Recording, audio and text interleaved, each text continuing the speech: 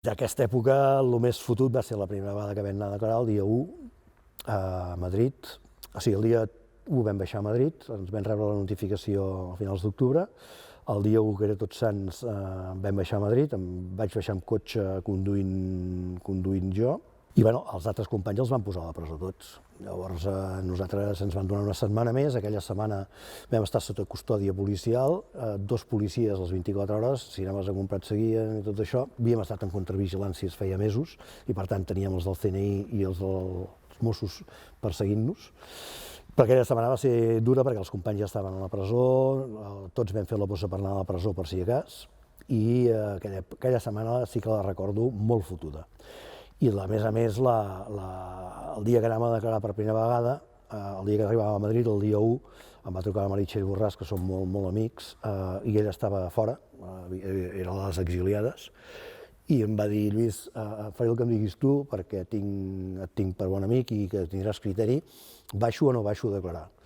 I jo li vaig dir, sí, baixa. Dic, baixa, Txell, tens fills també i tal, no pots estar tota la vida exiliada i tal.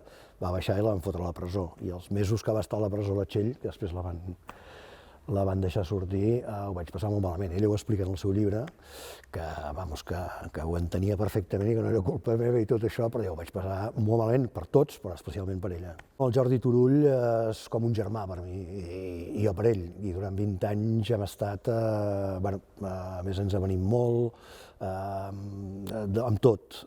I per tant, el fet que ell entrés i que jo, que havia fet com a mínim el mateix que havia fet ell, em quedés fora, aquelles primeres setmanes jo ho vaig passar malament per tot, per ells i per tot això, però també personalment creia que no era just que jo estés fora. La primera vegada que els vaig anar a veure a Madrid, a la presó,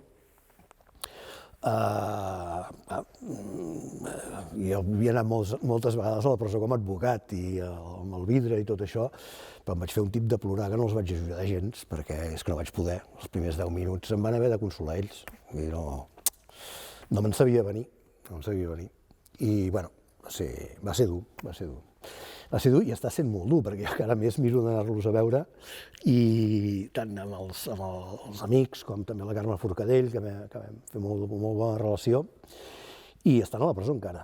I, per tant, els han destrossat les vides, les seves i les dels seus familiars i amics, per sempre.